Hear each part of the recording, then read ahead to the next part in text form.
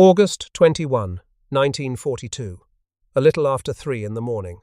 A narrow sandbar at the mouth of a sluggish creek on the north coast of a jungle island in the Solomon Sea. 800 men of the Imperial Japanese Army rose from the palms, fixed bayonets, and charged screaming across open sand toward a line of American Marines who had been dug in and waiting. They carried rifles, machine guns, grenades, and the absolute conviction that the men on the other side of that sandbar would break and run. Their commander, Colonel Kiyonao Ichiki, had written the date of his victory in his own notebook before he ever saw the American line. The entry read, "Landing on the 18th, march by night, and battle on the 20th, enjoyment of the fruit of victory on the 21st. Within 5 hours, 777 of those men were dead. Their commander had burned his regimental colours in a shallow pit, raised his service pistol, and ended his life on the sand. The Americans the Japanese had come to destroy did not break. They did not run. They stayed in their holes, and they killed almost every man the Empire sent against them." This is the story of what Japanese commanders actually said, wrote, and reported when they met United States Marines for the first time at a place called Guadalcanal. It is a story drawn entirely from captured diaries, from signal logs, from the official Japanese war history known as the Senshi Sosho, from the post-war memoirs of the officers who survived, and from the testimony they gave when the war was over. It contains no invented dialogue. Every word attributed here to a Japanese officer is a word he is documented to have spoken or written. And what those words reveal is not only how the Japanese lost a battle, it is how an empire discovered, line by bitter line, that it had misjudged its enemy. Before the first shot at Guadalcanal, the decision that would ruin the Japanese 17th Army had already been made. It was made in a briefing room at Imperial General Headquarters in Tokyo on August 12, 1942, 5 days after the American landing. The intelligence officers laid out their map, pointed at the strip of captured airfield on the north coast, and told their superiors that the Allies had put ashore somewhere between 2,000 and 10,000 men. They favoured the low figure. Aerial reconnaissance from Rabaul had reported few troops visible in the open. No large transports could be seen in the waters off Lunga Point. The conclusion was obvious. The Americans had landed in strength, panicked when the Imperial Navy sank 4 cruisers at Savo Island in the early hours of August 9th, and withdrawn most of their force. What remained, the briefers said, was a small holding party of perhaps 2,000 men, probably construction troops, probably already demoralized. The naval victory at Savo Island shaped this estimate more than any single piece of ground reconnaissance. Vice Admiral Gunichi Mikawa, commanding the 8th Fleet out of Rabaul, had taken a cruiser force down the slot in the dark and sunk 4 Allied heavy cruisers, the American Astoria, Quincy, and Vincennes and the Australian Canberra, in about 32 minutes of gunfire and torpedo action. The Americans called it the worst defeat in the open sea in the history of the United States Navy. Mikawa withdrew before dawn rather than stay to attack the transports that were landing the 1st Marine Division, a decision that has been debated ever since, but one he justified in his post-war interrogation by pointing out that daylight would bring American carrier aircraft and his ships would be caught in restricted waters with no air cover. Admiral Isoroku Yamamoto, still aboard his flagship Yamato in Japan's inland sea, sent Mikawa a dispatch the next day that read, in part, "Appreciate the courageous and hard fighting of every man of your organization. I expect you to expand your exploits." What that signal did, inside the Japanese command structure, was fix a picture of the Americans that would survive even the Tenaru. If the Imperial Navy could smash an Allied cruiser squadron in half an hour, then surely the American soldiers ashore must be demoralized, probably withdrawing, and in any case few in number. Every subsequent intelligence report that came back from Rabaul was filtered through that assumption. The Japanese command was not looking at Guadalcanal and seeing an enemy.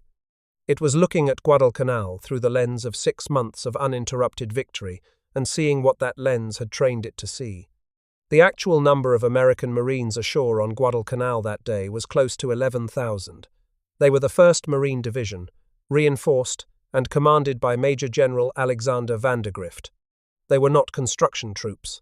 They were combat infantry, and they had already begun to dig. The gap between the estimate and the reality was not an accident. It was the product of a doctrine. The Imperial Japanese Army of 1942 was riding the longest victory streak any army in the modern age had enjoyed. It had taken Malaya from the British in 70 days. It had taken the Philippines from the Americans. It had taken the Dutch East Indies, Hong Kong, Singapore, and half the islands of the Southwest Pacific in barely 6 months. At Singapore in February, Lieutenant General Tomoyuki Yamashita had accepted the surrender of more than 80,000 British, Indian, and Australian soldiers, with a force less than half that size. In the Philippines, the Japanese had broken General Douglas MacArthur's defences and driven what remained of his army onto the Bataan Peninsula, where 75,000 Americans and Filipinos had surrendered in the largest capitulation in United States military history. Its officers had been taught, and had come to genuinely believe, that spirit defeated steel. That the Japanese soldier, animated by what the doctrine called Yamato Damashi, the spirit of Japan, could overcome any material disadvantage through ferocity, discipline, and the willingness to die. The phrase Japanese historians would later use for the mood of that summer was senshobyo, victory disease. This was the mood into which the news of the American landing on Guadalcanal arrived. Imperial General Headquarters received the first reports on August 7th, the same day the Marines came ashore. Emperor Hirohito himself, according to the research of the historian Herbert Bix, asked the question his commanders should have been asking. He wondered aloud whether this landing might not be the start of the American and British counteroffensive. His commanders assured him it was not. It was a raid, a nuisance, a position that could be retaken whenever the Imperial Army chose to allocate a regiment to the task. A single regiment, the High Command reasoned, should be more than sufficient, given that the enemy force was estimated at 2,000 men and was likely in the process of withdrawing anyway. The man chosen to carry this doctrine onto Guadalcanal was Colonel Kiyonao Ichiki. He was 49 years old, a veteran infantry officer, and he had been part of the forces originally designated to land on Midway before that operation ended in disaster at the hands of American carrier aircraft. Ichiki was intense, capable, and, by the accounts of the officers who knew him, possessed of what Admiral Raizo Tanaka would later call magnificent leadership and indomitable fighting spirit. He was also a product of the doctrine. When he received his orders from Lieutenant General Harukichi Hyakutake, the commander of the 17th Army, he accepted them without argument. The orders were to land his first echelon, himself, and 916 men, by destroyer at a place called Taivu Point, east of the American perimeter, and to recapture the airfield at Lunga. He was told to wait for his second echelon, which would arrive by slower transport. He was explicitly told to avoid frontal attacks until his full strength was ashore. Ichiki did none of those things. He landed on the night of August 18. Within 48 hours he had decided he did not need to wait. His notebook, recovered after the battle, contained the full plan. Landing on the 18th, march by night and battle on the 20th, enjoyment of the fruit of victory on the 21st. He did not merely underestimate his enemy. He had pre-scheduled the victory celebration. On the evening of August 20, Ichiki moved his 900 men westward along the coastal track toward the marine perimeter. His scouts had already made contact.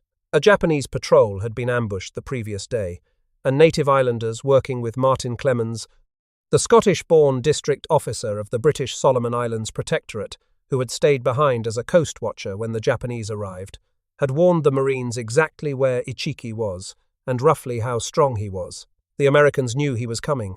He did not know they knew. Just after midnight on August 21, Ichiki's lead company reached the east bank of a creek the Marines had mislabeled the Tenaru, though in fact it was Alligator Creek, a sluggish lagoon blocked from the sea by a narrow sandbar barely 25 meters wide. On the far bank, the Marines of the 2nd Battalion, 1st Marines, under Lieutenant Colonel Edwin Pollock, were waiting behind sandbags, barbed wire, machine guns, and 37mm anti-tank guns loaded with canister shot. At about 1:30 in the morning, Ichiki sent his first wave across the sandbar at a full run.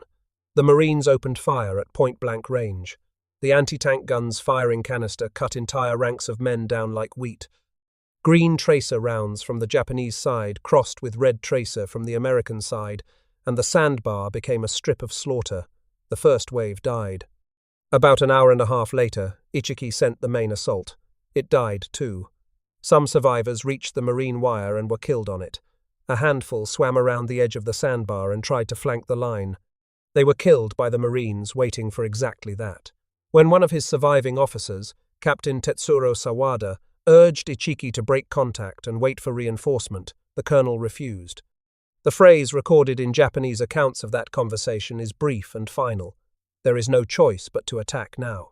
The Marines on the west bank were firing with water-cooled heavy machine guns, Browning automatic rifles, Springfield rifles, and 37mm anti-tank guns whose canister rounds sprayed the sandbar with shotgun-like patterns of lead.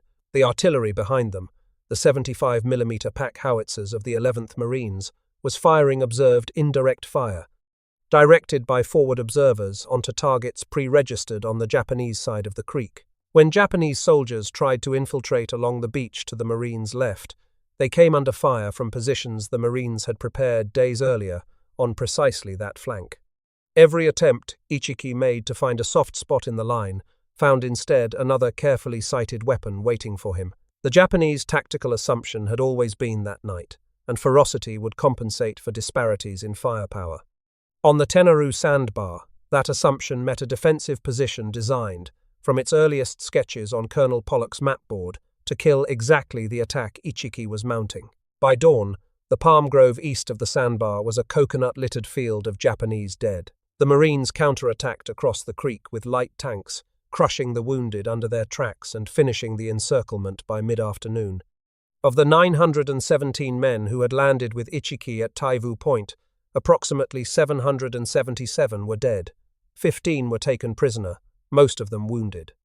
Roughly 128 survivors, starving and in many cases injured, would stagger back to the Japanese lines over the following days. American Marine losses were 44 killed and 71 wounded. Colonel Kiyonao Ichiki did not survive. The Japanese Defense Agency's official war history, the Senshi Sosho, records that he burned the regimental colors and shot himself with his service pistol rather than face capture or the shame of defeat. Admiral Tanaka, who had transported Ichiki's men to the island, confirmed the account in his 1956 memoir published in the United States Naval Institute Proceedings. He wrote that Colonel Kiyonao Ichiki himself committed suicide after burning the regimental colors.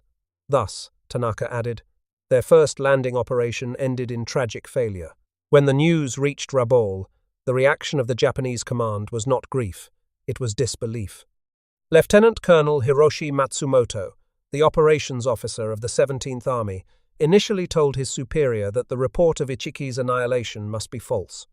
He could not believe a regiment of the Imperial Japanese Army, led by an officer as experienced as Ichiki, had been destroyed in a single night by a force the intelligence briefers had assured him did not exist.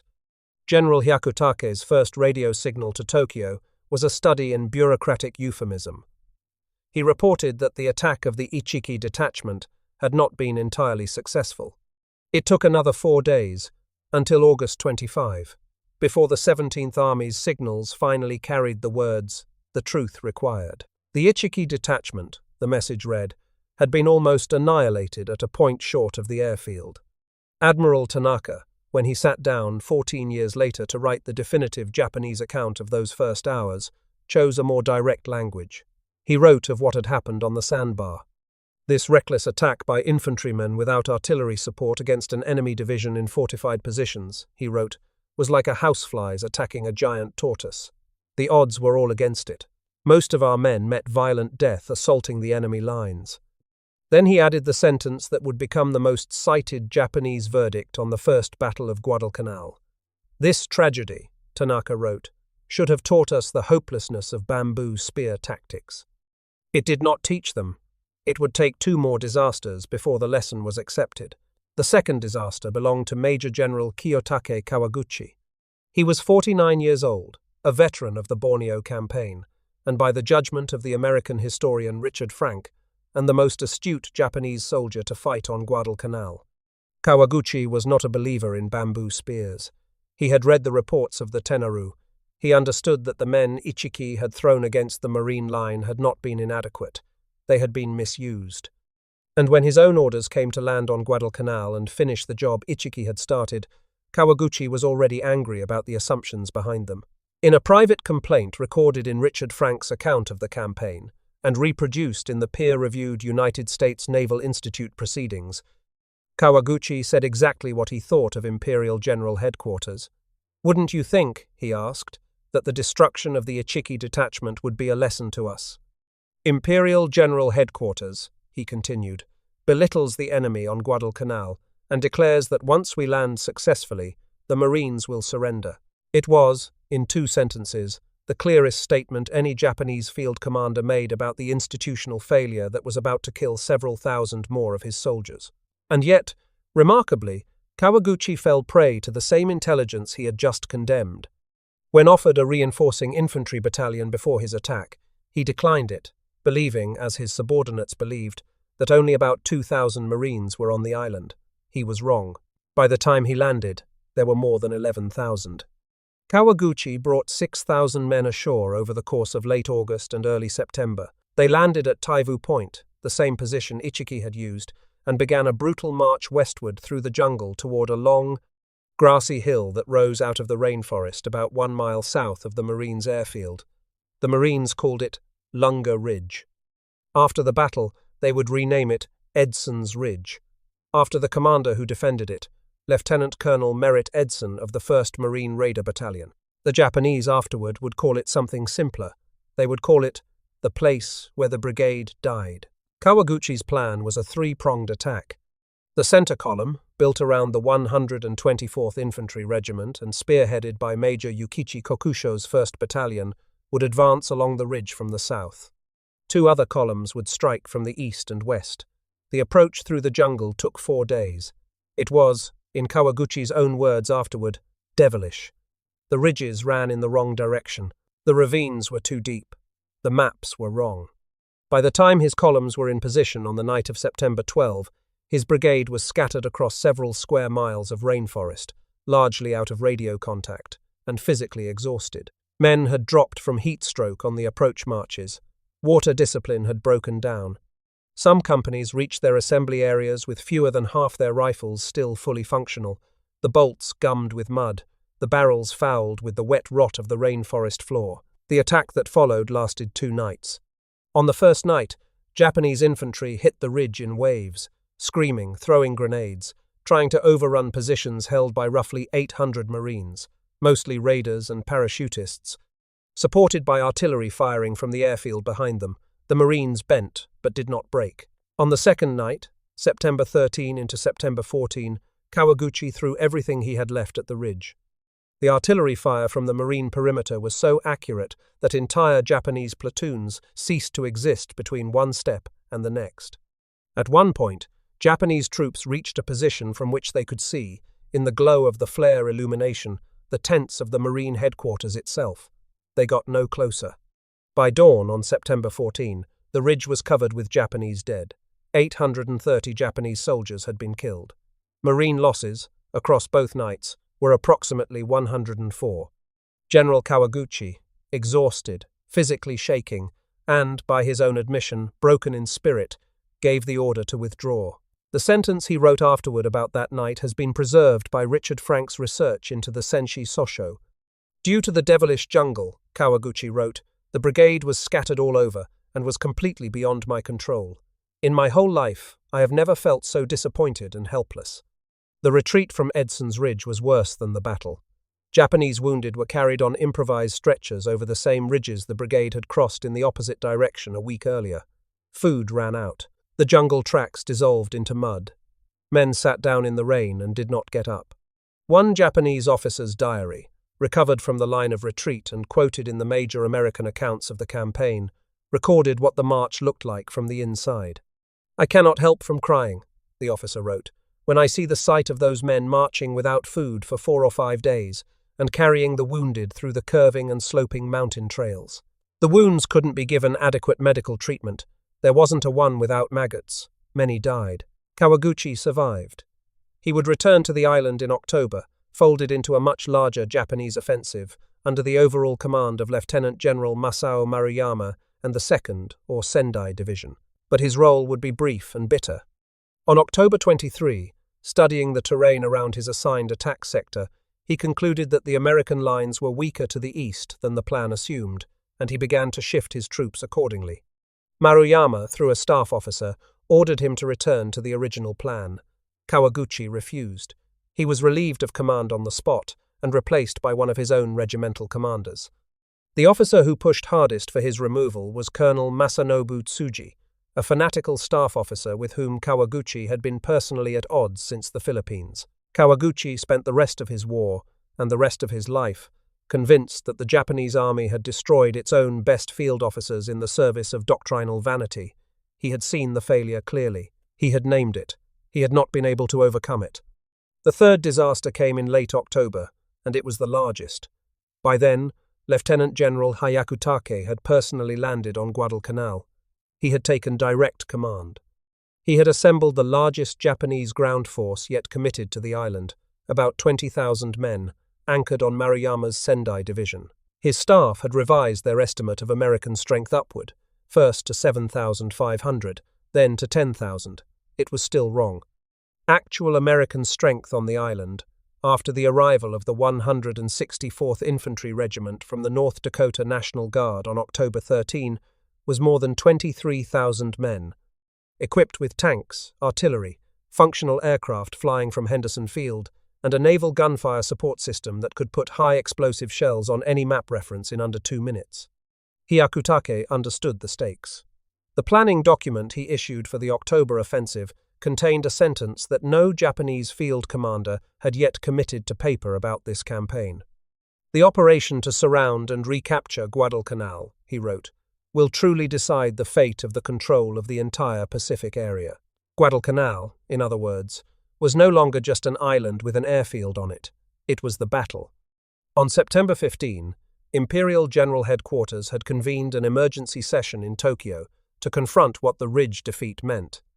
Admiral Yamamoto, in a communication to Vice Admiral Mikawa that was later published by Captain Toshikazu Omai of the 8th Fleet Staff in the January 1951 issue of the United States Naval Institute Proceedings, described the situation in language no Japanese commander had used before.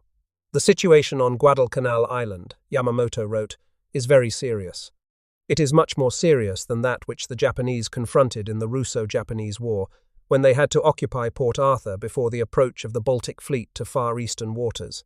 It was, for an officer of Yamamoto's generation, the most severe warning language available.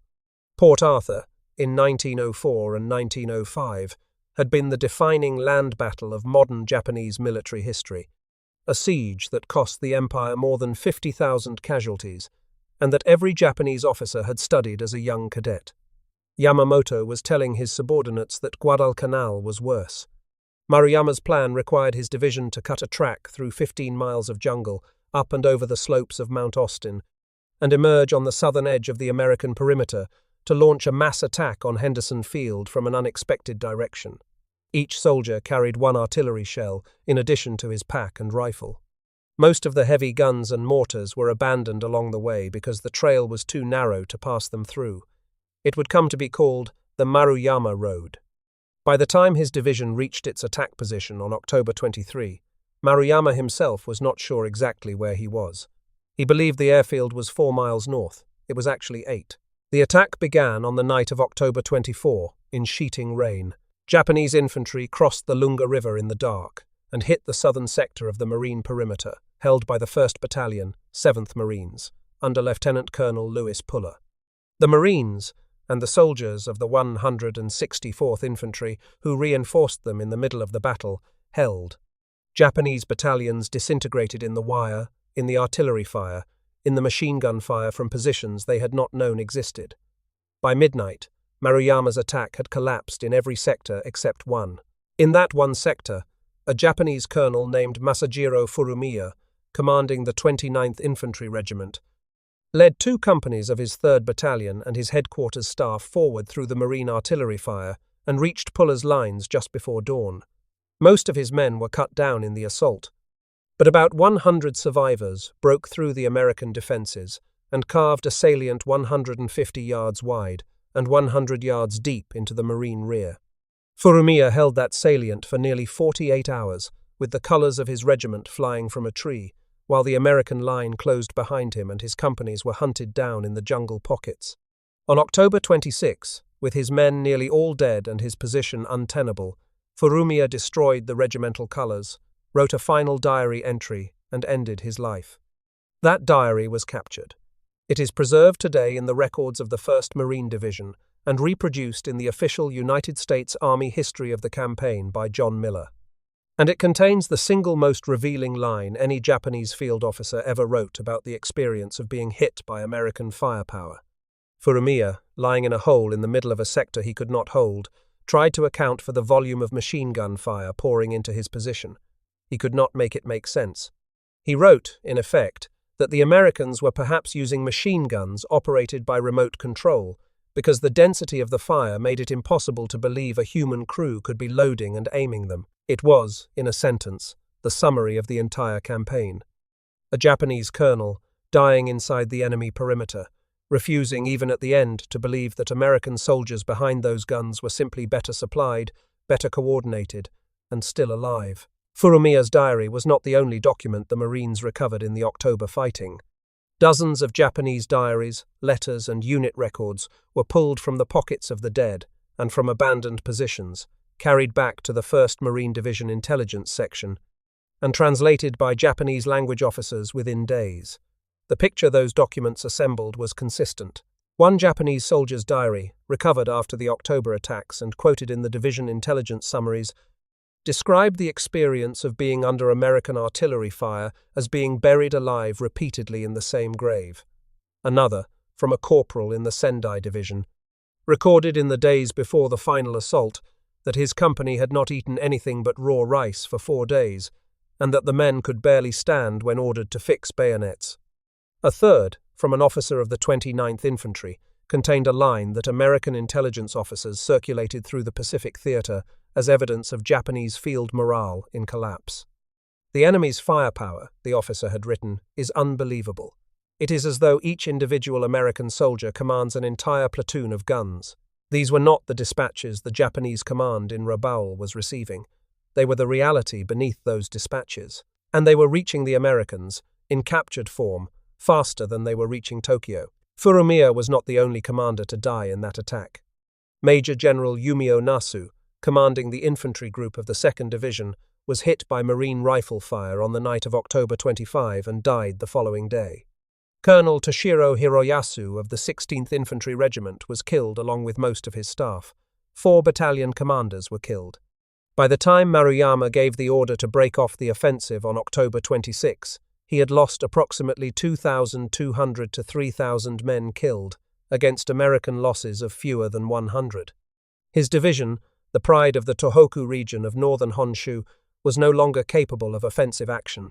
And yet, in the middle of that catastrophe, the Japanese command produced one more document that captures the psychology of this campaign better than any single quote. At 50 minutes past midnight on October 25, in the brief interval when Furumiya's salient seemed to be widening and American resistance seemed to be collapsing, Hyakutake's headquarters sent a signal to Rabaul. A little before 11 in the evening, the signal read, "The right wing captured the airfield." The combined fleet, receiving the signal, began planning follow-up operations to exploit the victory. Japanese bombers at Rabaul were placed on alert to fly in and occupy the newly captured strip. Destroyer squadrons at sea were ordered to prepare for the final push. The signal was wrong. The airfield had not been captured. Nothing had been captured. The right wing was being annihilated. At 4:30 in the morning, the signal was rescinded, and Hyakutake's staff spent the remainder of the night in silence. A second radio message, sent later that day, quietly informed the combined fleet that the situation was not as reported and that the attack had in fact failed. It was, in a sense, the culmination of the whole campaign.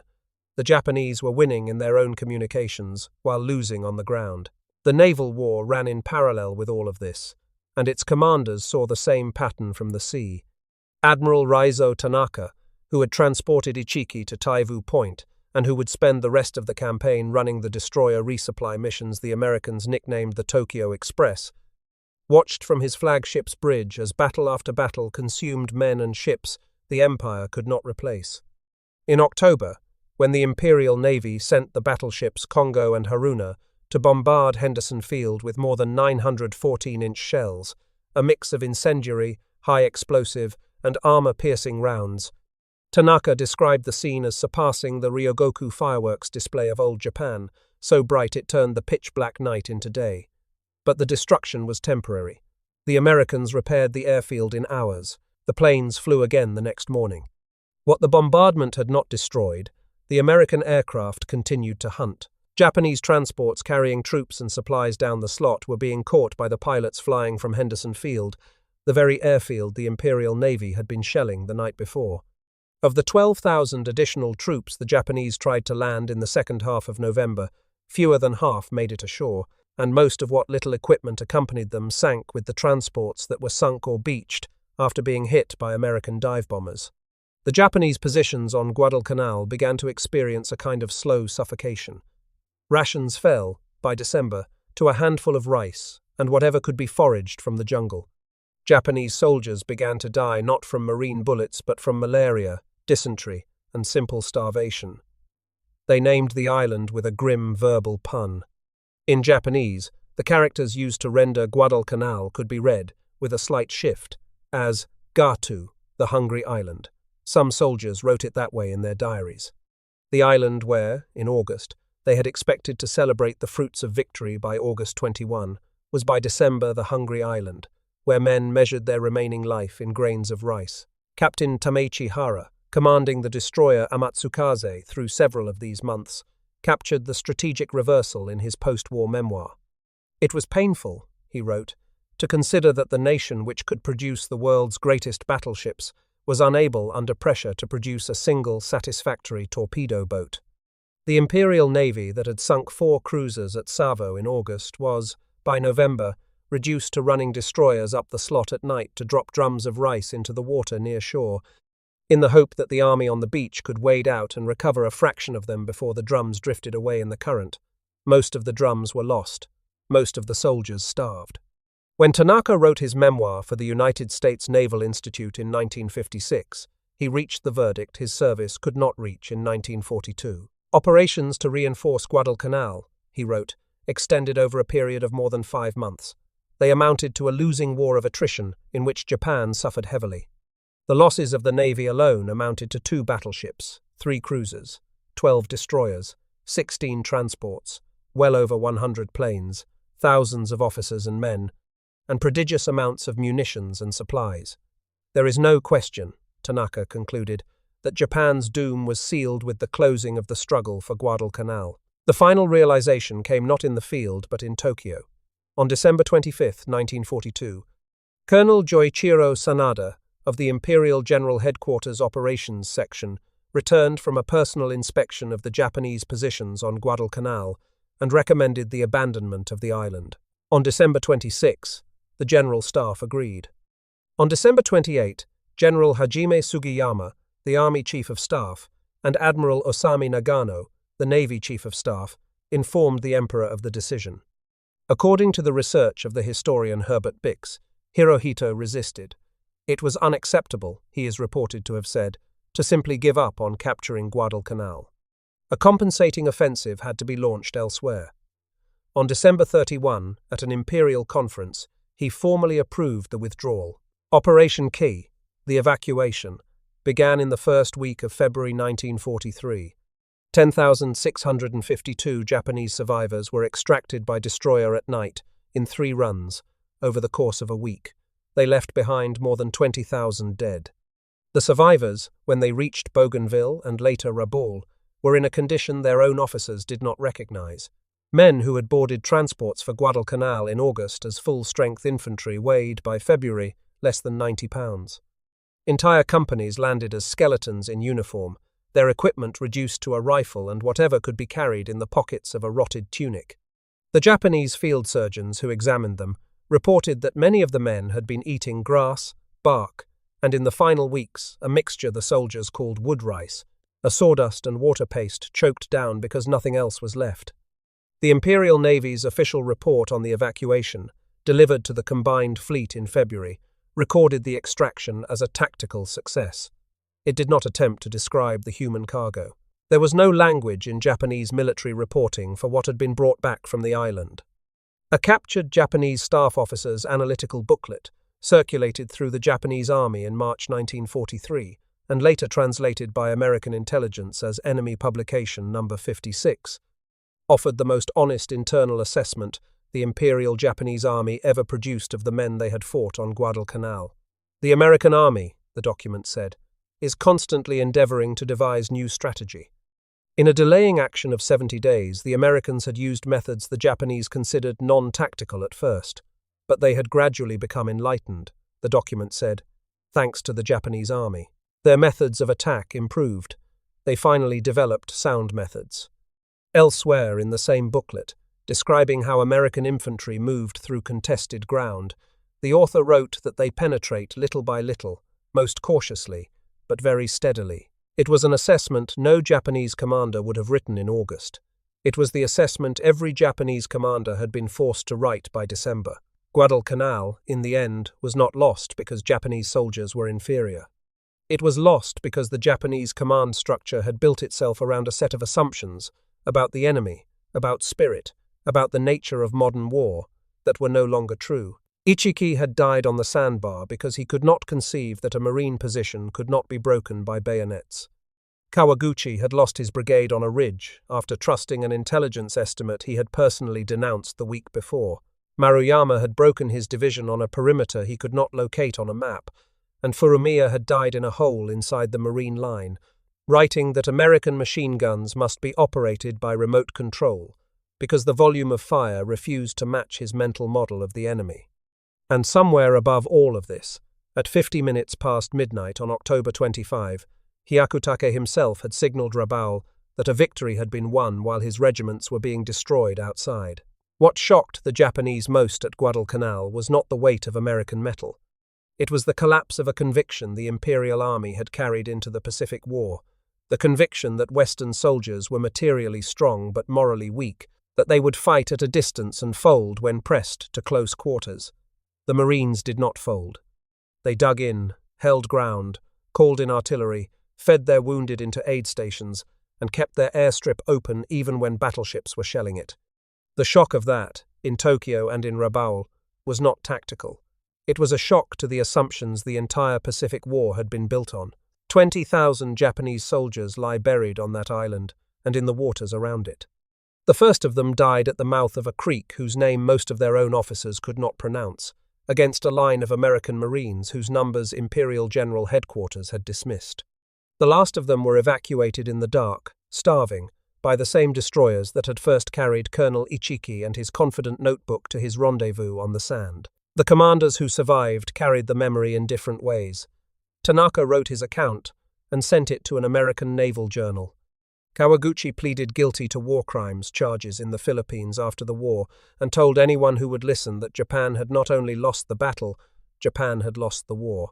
The phrase that would become attached to his name in later years, that Guadalcanal was no longer merely the name of an island in Japanese military history but the name of the graveyard of the Japanese army, is reported to have been his, though its exact origin in his writings has never been definitively traced.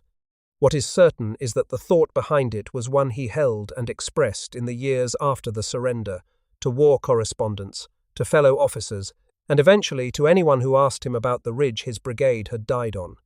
The island the Japanese called Guadalcanal still sits where it always sat, in the chain of the Solomons, about 2,000 miles northeast of Australia.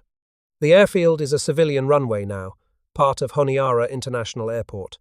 The ridge where Kawaguchi's brigade died has a small memorial on it, placed by American veterans. The sandbar at the mouth of Alligator Creek, where Ichiki sent his first wave across in the dark, is still there, and the tide still moves across it as it did on the night of August 21, 1942. What the sandbar, the ridge, and the airfield share is not a monument, it is an absence. 777 men at the creek, 830 on the ridge. 2,200 in the October attacks, several thousand more in the jungle of disease and starvation before the destroyers came to take their comrades off. The Japanese commanders who began the campaign believing they would take the airfield in a single night lost an army at Guadalcanal, and with it the strategic initiative of the Pacific War. The words those commanders left behind, in their diaries and signals and post-war memoirs, form the best record any defeated army has ever produced of how a doctrine dies. It does not die in an hour. It dies in stages, over the course of a campaign. Ichiki could not accept the evidence in front of him. Kawaguchi saw the problem and could not overcome it. Furumiya, at the very end, rewrote reality rather than admit what the enemy had built. A false victory signal sent at midnight, rescinded at dawn. A small paragraph in a captured staff analysis that finally conceded, 6 months too late, that the enemy's methods were sound. The men of the United States Marine Corps who fought at Guadalcanal did not know they were being studied. They knew they were being shot at, and they did the work that was in front of them, digging holes, holding a line, carrying their wounded out of the jungle and back to the aid stations behind Henderson Field. The Japanese commanders across from them, one after another, had misread the Americans. They had underestimated their numbers, misjudged their morale, and ordered attack after attack on the assumption that this time the Marines would break. The Marines did not break, and the Japanese army that came to take Henderson Field, one regiment at a time, left without it. That is the story, as the commanders themselves told it.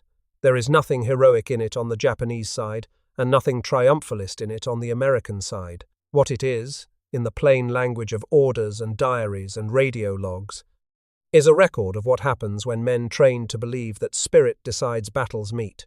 Men trained to believe that fire and movement and logistics also decide battles. The outcome of that meeting, on an island most Japanese soldiers had never heard of when the war began, decided a great deal of what came afterward.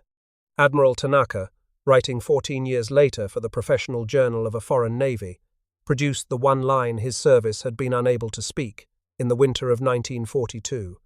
The fate of Japan, he said, had been decided at Guadalcanal, in the first full encounter between the Imperial Japanese Army and the United States Marines, and in the 5 months of loss that followed it. Everything that came after was the working out of what began there.